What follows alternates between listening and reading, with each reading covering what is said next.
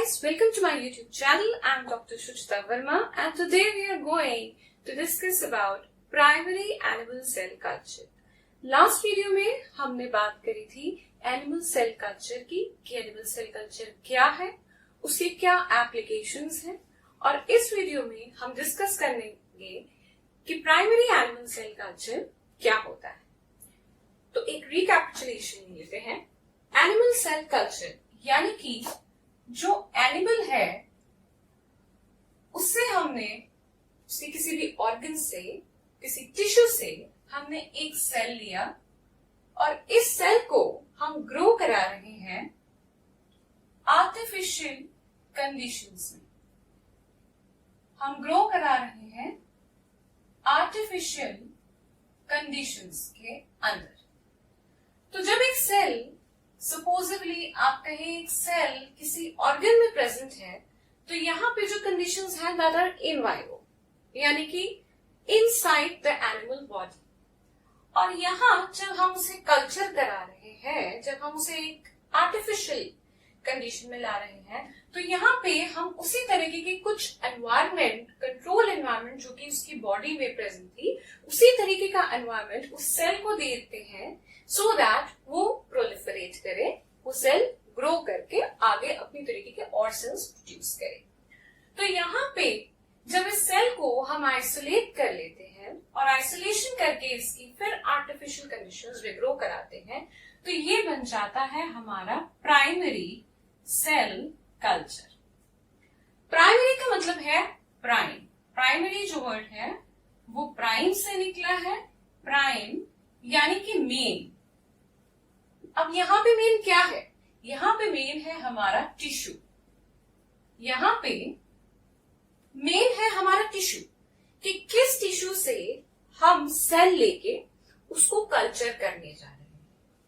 तो यहाँ पे मेन टिश्यू में हमारा कोई ऑर्गन हो सकता है, जैसे कि लिवर हो सकता है या किडनी हो सकता है, या फिर हो सकता है हम ब्लड से ले रहे हो इस सेल को। सो जब हम मेन टिश्यू से डायरेक्टली एक सेल आइसोलेट करके उसको ग्रो करा रहे हैं, तो that will be the primary cell culture.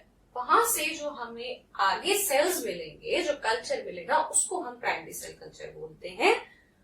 और यहाँ पे इसके आगे फर्दर जब हम सब कल्चर करेंगे तब हमें आगे सेकेंडरी सेल कल्चर मिलेगा। इस वीडियो में हम बात करेंगे about the primary cell culture, क्या टेक्निक्स हम यूज करते हैं इसको करने की। So let us discuss about few characteristics of normal cell. कोई भी जो नॉर्मल सेल है जो हमने आइसोलेट किया है किसी ऑर्गन से, किसी टिश्यू से। अब हमें पता है कि जो सेल है, बेसिक ऑर्गेनाइजेशन सेल से शुरू है। सेल मिला के बना रहे हैं टिश्यूज और टिश्यूज मिला के बना रहे हैं फर्दर ऑर्गन्स। तो जब हम यहाँ पे सेल कल्चरिंग के लिए यूज कर रहे हैं, तो ऑर्गन से हम टिश्यूज ले रहे हैं और टिश्यूज से हम सेल ले रहे हैं और फिर इस सेल को हम इन विट्रो कल्चर कर रहे हैं। तो इन सेल के क्या कैरेक्टरिस्टिक्स हैं?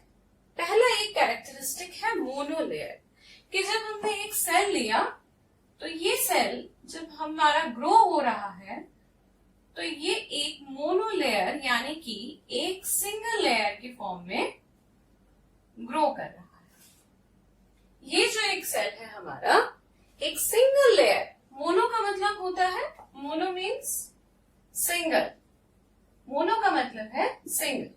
तो ये जो हमारा सेल है यहाँ पे आके एक सिंगल लेयर फॉर्म कर देगा इस तरीके से सरफेस पे। सो this is one characteristic. Another characteristic is it may be anchorage dependent. Anchorage, anchorage का मतलब होता है अटैचमेंट। अटैचमेंट, अटैचमेंट किससे? या स्टिक होना। तो यहाँ पे इसको एक सरफेस चाहिए, इसको एक सरफेस चाहिए अटैच होने के लिए। जब ये सरफेस पे अटैच होगा इसको ये सरफेस मिलेगा, ओनली देन ये जो सेल है ये ग्रो करेगा, डिवाइड करेगा और ग्रो करेगा, डिवाइड करेगा और ग्रो करेगा। तो यहाँ पे कोई ऐसा ऑर्गन जो कि इमोबाइल है, उससे अगर हम कोई सेल ले लेते हैं तो वो सबसे पहले, क्योंकि वहां भी वो किसी सरफेस से अटैच होके ग्रो कर रहा था, अटैच होके प्रोलिफरेशन शो कर रहा था, तो यहाँ पे भी वो किसी सरफेस से अटैच होके प्रोलिफरेट करेगा। इसका एक ऑल्टरनेट है कि ये सस्पेंशन के फॉर्म में भी प्रोलिफरेशन शो कर सकता है अगर ये फ्री फ्लोइंग हो। अगर ये फ्रीली फ्लोट करता है तो ये सस्पेंशन के फॉर्म में भी प्रोलिफरेट कर सकता है। Next characteristic is confluency.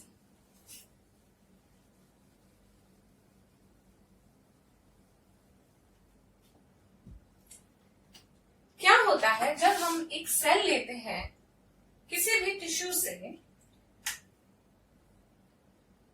तो हम उसे एक मीडिया में, हमने इसको एक मीडिया में ट्रांसफर किया, this is the culture medium. हमने इसको एक कल्चर मीडियम में ट्रांसफर किया और इस कल्चर मीडियम में इसे वो सारे न्यूट्रिएंट्स दिए जो भी इसका कार्बन सोर्स है, नाइट्रोजन सोर्स है, आपके मिनरल्स हो गए, जो इसकी सेल की ग्रोथ के लिए नेसेसरी है।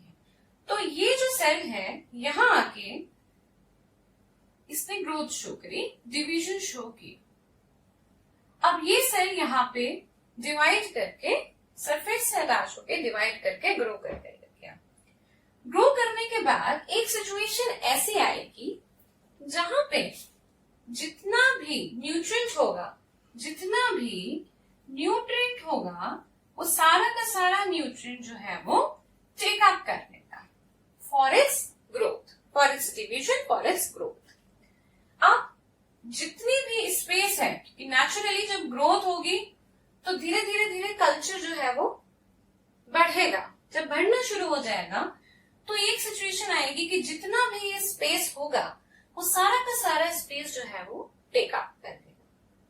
तो यहाँ पे इस स्टेज को जब एक सेल आके डिवाइड करता है, प्रोलिफरेट करता है, and then it grows to a level कि जब उसके फर्दर ग्रोथ के लिए कोई भी स्पेस जो है वो अवेलेबल नहीं रहती, ऐसी सिचुएशन को हम बोलते हैं, वो अवेलेबल नहीं रहती, ऐसी सिचुएशन को हम बोलते हैं कॉन्फ्लुएंस। इसको हम बोलते हैं कॉन्फ्लुएंस। तो कॉन्फ्लुएंट जो कल्चर्स होते हैं, दैट आर दोज कल्चर्स जिनकी पॉपुलेशन डेंसिटी जो होती है वो इतनी पहुंच चुकी होती है कि now they are not able to grow further, they are not able to show any proliferation further because there is no more available space to grow. उनके पास जो बाकी स्पेस है वो बचता ही नहीं है। पूरा का पूरा जो उनका कल्चर हासिल होता है, जो उनका सरफेस होता है, उस पर ऑलरेडी ग्रोथ हो चुकी होती है। सो सपोजिबली इस पूरे पे ग्रोथ हो गई है, then the culture is said to be 100% confluent. और अगर सपोजिबली इतने ही एरिया में ग्रोथ हुई है, अभी इतना एरिया बचा है, in that situation the culture is said to be 80% confluent. तो यहाँ पे ये एक वे है बताने का कि कितना जो हमारा सेल है वो फर्दर ग्रो कर चुका है और कितना space is available. So this is Confluence. Another characteristic is contact inhibition. तो ये जो कॉन्टैक्ट इनहिबिशन है ये सेल टू सेल के लिए नहीं है। कॉन्टैक्ट इनहिबिशन जो है वो एक तरीके से रेगुलेटरी मैकेनिज्म की तरह काम करता है, ताकि जो हमारे सेल है वो एक मोनोलेयर की फॉर्म में ग्रो करे, एक मोनोलेयर के फॉर्म में ग्रो करे। यहाँ पे कैसा होता है कि जैसे ही कोई आपका मोबाइल सेल है, सपोजिबली वो मूव कर रहा है, फ्रीली मूविंग है, और वो एक कॉन्फ्लुएंट कल्चर के पास आता है, तो एकदम से उसकी जो मोबिलिटी है वो रिस्ट्रिक्ट हो जाती है, वो रुक जाती है, स्लो डाउन हो जाता है। साथ ही उसकी जो माइटोटिक एक्टिविटी होती है वो भी रिड्यूस हो जाती है। So this is contact inhibition. This is another characteristic. Another important characteristic is cell ageing. क्या होता है कि जो सेल्स होते हैं, जैसे कि आप फिब्रोब्लास्ट ले सकते हैं, फिब्रोब्लास्ट सेल्स जो होते हैं वो कुछ लिमिटेड लाइफ स्पैन तक ग्रो कर सकते हैं, कुछ जनरेशंस तक वो ग्रो करेंगे, उसके बाद उनका जो लाइफ स्पैन है वो खत्म हो जाएगा। So they have a finite life span, finite means they have a limited life span. तो फिब्रोब्लास्ट के केसेस में क्या होता है कि 50 to 70 पॉपुलेशन जो जनरेशन जो होती हैं वहां तक तो वो सरवाइव करेगा, पर अगर हम उसके आगे कोशिश करेंगे कि उसके आगे भी उसकी पॉपुलेशन हमें मिल जाए, उसके आगे भी वो जनरेशन हो गए, तो वहां पे इस तरीके से नहीं होगा। तो this is about the cell ageing, जहां पे एक सेल का जो भी हमने आइसोलेट किया, सपोज हमने फिब्रोब्लास्ट का ही मैं एग्जाम्पल ले रही हूँ, फिब्रोब्लास्ट ही हमने आइसोलेट किया है, तो हमारा जो आइसोलेट किया हुआ फिब्रोब्लास्ट है वो 50 या 70 जनरेशन तक तो सर्वाइव करेगा, बट उसके आगे उसका सर्वाइवल नहीं होगा। सो this is another characteristic. Moving on to the next characteristic, that is saturation density. Now what is saturation density? जो कॉन्फ्लुएंसी हमारा होता है वो डेंसिटी डिपेंडेंट इनहिबिशन होता है। किसकी डेंसिटी? सेल की पॉपुलेशन की डेंसिटी। जैसे जैसे सेल की पॉपुलेशन की डेंसिटी बढ़ती है, कल्चर हमारा कॉन्फ्लुएंट होता चला जाता है, उसकी प्रोलिफरेशन जो है, उसका जो डिवीजन है, उसका प्रोलिफरेशन जो है वो इनहिबिट हो जाता है, वो रुकने लग जाता है। तो एक लेवल ऐसा आता है कि जब सारी स्पेस भर गई, सारा का सारा न्यूट्रिएंट टेकअप हो गया, अब now there is no further space for the to occupy. In that situation जो सेल होता है उसकी जो हाईएस्ट पॉपुलेशन डेंसिटी होती है उसको हम बोलते हैं सैचुरेशन डेंसिटी। यानी कि सैचुरेशन का मतलब जैसे हम किसी एक डब्बे में चीनी भरते हैं, तो जब वो ऊपर तक भर जाती है हम उसको थोड़ा सा हिलाते हैं, फिर चीनी थोड़ी नीचे हो जाती है, फिर हम उसमें और चीनी डाल देते हैं। लेकिन एक लेवल आता है कि आप कितना भी कंटेनर को हिलाओ बट उसमें और चीनी आप नहीं डाल सकते। इसी तरीके से यहाँ पे भी इस वेसल में आप कितना भी कोशिश करो, एक लेवल आएगा जब सेल की पॉपुलेशन और ग्रो नहीं करेगी, उसका प्रोलिफरेशन का इनहिबिशन हो जाएगा। वो जो पॉपुलेशन डेंसिटी है that is the saturation density. और ट्रांसफॉर्म सेल्स की जो सैचुरेशन डेंसिटी होती है वो हायर होती है as compare to the normal cells की जो सैचुरेशन डेंसिटी होती है। So this is about the characteristics of a normal cell, right? Now moving on to the next topic in this primary cell culture is the type of animal cell culture. अब इसमें भी दो types आते हैं। Now there are two types of primary cell culture. One is adherent and the other is suspended.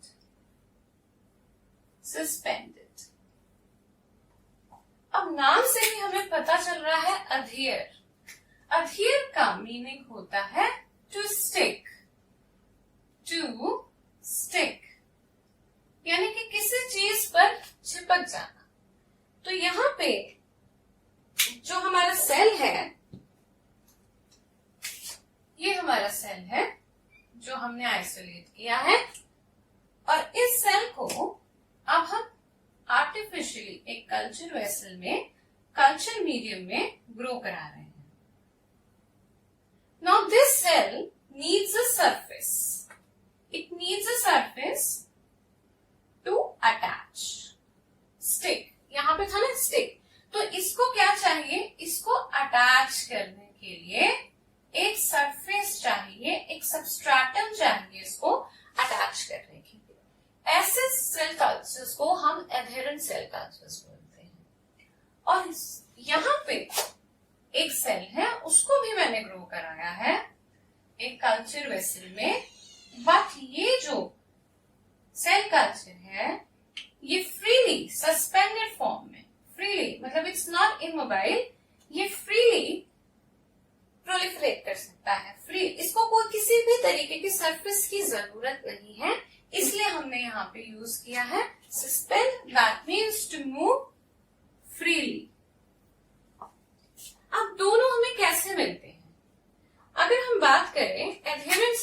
Structure की, तो इस तरीके का जो सेल है वो हमें मिलता है इमोबाइल ऑर्गन से। जैसे कि हमारा लिवर हो जाता है या हमारा किडनी है, तो अगर हम देखें बॉडी में भी ये जो ऑर्गन्स हैं ये मूवेबल नहीं है, इनकी एक फिक्स्ड पोजीशन है। तो जाहिर सी बात है कि अगर ऑर्गन ही खुद मूव नहीं कर रहा है किसी वन प्लेस से दूसरे प्लेस पे, तो यहाँ पे क्या होता है कि जो टिश्यूज उसके साथ हैं, जो ऑर्गन में टिश्यूज हैं, इसका मतलब वो भी कहीं ना कहीं अटैच्ड है, किसी सरफेस से, किसी सबस्ट्रेटम से उसका अटैचमेंट है। तो इसलिए अगर हम किडनी या लंग्स से, किडनी या लिवर से अगर हम एक सेल को आइसोलेट कर रहे हैं, तो वो भी वैसे ही कैरेक्टर्स, वैसे ही फीचर्स शो करेगा जैसे कि उसका पेरेंट ऑर्गन शो कर रहा है, जैसे कि उसका पेरेंट टिश्यू शो कर रहा है। तो यहाँ पे जो हमने आइसोलेट किया ये सेल भी, क्योंकि ये किडनी से आइसोलेटेड है, ये सेल भी सबसे पहले एक सरफेस ढूंढेगा। जब इसे एक सरफेस मिल जाएगा तब ये अटैच करेगा और अटैचमेंट के बाद ये प्रोलिफरेट करेगा या ग्रो करेगा। ठीक है, क्योंकि इनको एक सरफेस की जरूरत है अटैचमेंट के लिए, इसलिए इस तरीके के सेल्स को हम बोलते हैं एंकोरेज डिपेंडेंट। इस तरीके के सेल्स को हम बोलते हैं एंकोरेज डिपेंडेंट, और इनका जो पेरेंट ऑर्गन होता है वो होता है किडनी या लिवर या किसी भी तरीके का इमोबिलाइज्ड ऑर्गन, जो कि मोबाइल नहीं है, मूवेबल नहीं है, मूव नहीं करता है। सस्पेंडेड सेल कल्चर जो होते हैं वो यूजुअली हेमेटोपोएटिक सेल्स से आते हैं, जैसे कि हो गया हमारा ब्लड।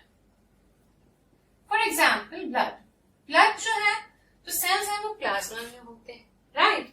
सो यहाँ पे जैसे लिम्फोसाइट्स का अगर हम एग्जाम्पल लें, तो लिम्फोसाइट्स को सेल कल्चर अगर हम आर्टिफिशियल कंडीशंस में ग्रो कराते हैं, तो लिम्फोसाइट्स को किसी भी तरीके की सरफेस की नीड नहीं है अटैचमेंट के लिए। वो बिना ही अटैचमेंट किए ऐसे ही ग्रो करेंगे, ऐसे ही प्रोलिफरेट करेंगे। Now because these lymphocytes are suspended in the cell culture and they don't need any substratum or any surface to start their proliferation, to attach and then start their proliferation. That is the reason कि इन तरीके के sales को हम बोलते हैं anchorage independent. Anchorage independent यानी कि ये डिपेंड नहीं करते हैं एंकोरेज के लिए, सो दे आर नोन एज